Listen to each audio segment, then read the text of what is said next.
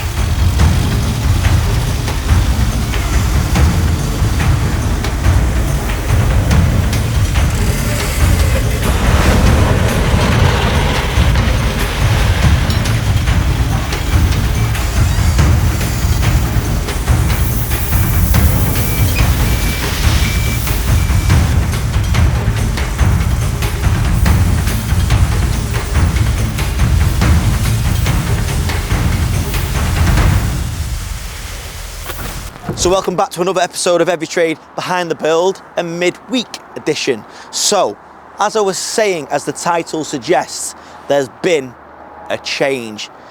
And I knew about this last week and I took it pretty badly. However, now I come to think about it, everything happens for a reason in life and in business, and I genuinely believe that.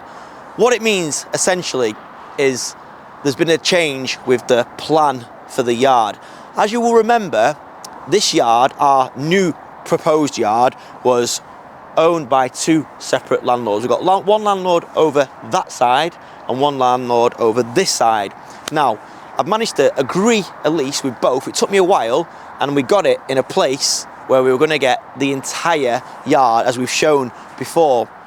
What's changed is the landlord of this side, who owned loads of land around here, basically said, look, we'll give you a long lease, however, we want to insert a 12-month construction clause. Now what that means is, if they decide at any point that they want to build out here, or they want to sell this and the new person that owns it wants to build, they can give you 12 months notice to kick you out, basically.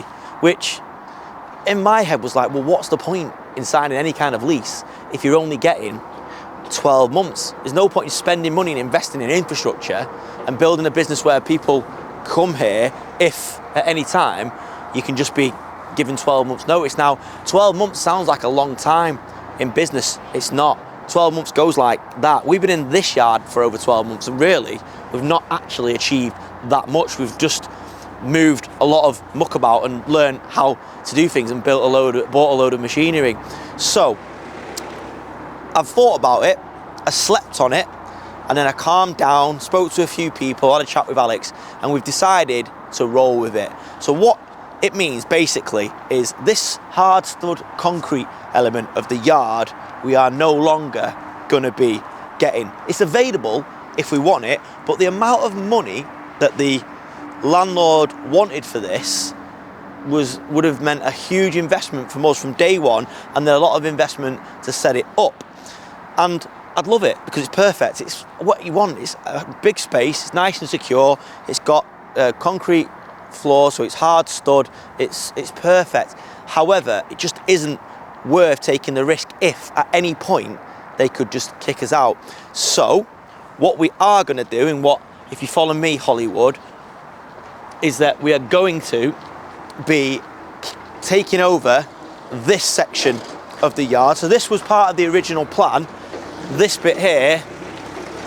So we're still going to get this whole entire expanse, and it's going to stop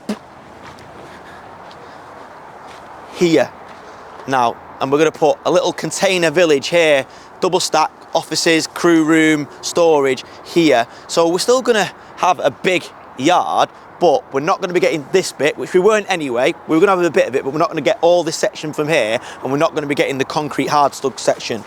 That's just the way it is. For now, I'm a bit disappointed because I had huge plans.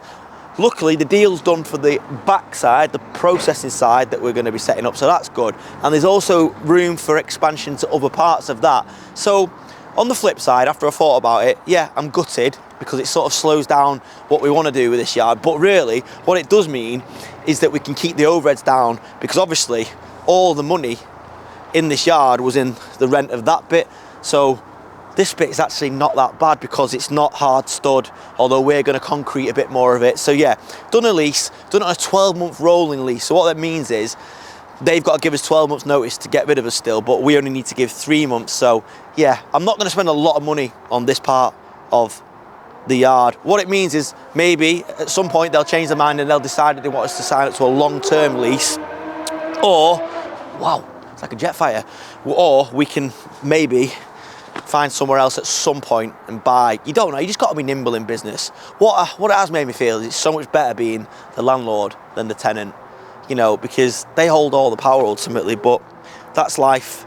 The show must go on. You do really need to sort of be adaptable in business. So, not to be negative, although the rain has just started, but there's still a lot going on in the yard, so let's take a look around. Hood's going up. So, the yard's actually looking pretty good, if you can see past the mud and the rocks and the debris. But really, if you remember this pile here, which is our hardcore, pretty much semi-clean hardcore, this used to stretch out right along the yard. But obviously we have had the bigger crusher in, the tractor driven crusher, which has reduced it down to like a 6F2 style, which is over there behind Hollywood. And the dig's really cleaned it all off. So the plan is now, this here is where we've done a bit of concrete. We've done like a concrete apron. So we've done concreted this much here. Right at the start when we first, whoa, man down, when we first took the yard on. Now, I've took the view, even though we could be out in 12 months time, we're still gonna dig this off and concrete this whole section, because we need a clean hard standing to put the material bays in. So we're gonna concrete all this off here, clear that, concrete this off and build the bays. That will then give the trucks something to drive onto, to get loaded up, and it won't also contaminate the products that have come in, the primary stuff that comes in. So even though it is a bit of a risk, I still think it's a risk worth taking. It's an operational cost, as you like.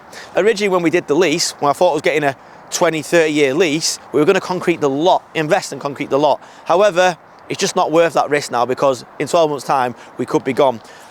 What I think I'm going to do, because I can't deal with mud, and I don't think it's fair for the guys to deal with this much mud, maybe we'll like put tarmac planings down or something like that. Let us know what you think. I know the Danes Low boys, they put planings down and theirs has really sort of stayed dry, it looks like, but with trucks coming in and out and plant flying about, it's gonna mulch up a little bit. So it is the way it is, but that's the plan.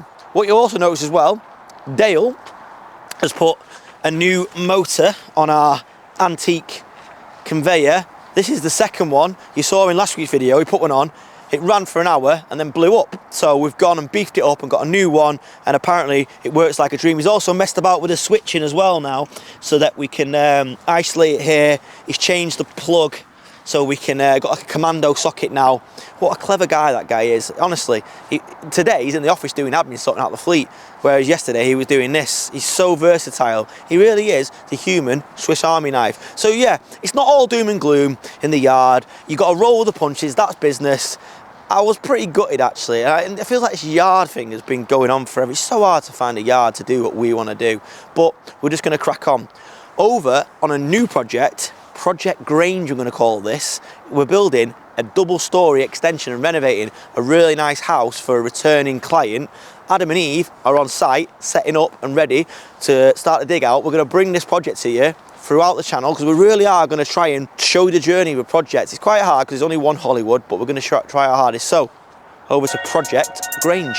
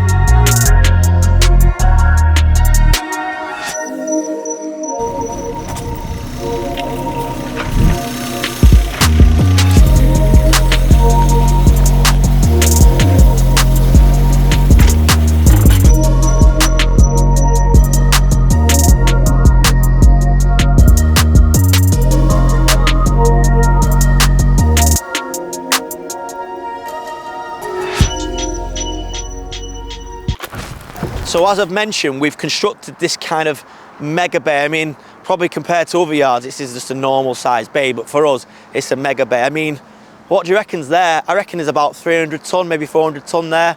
God knows, I've just got a feeling for it.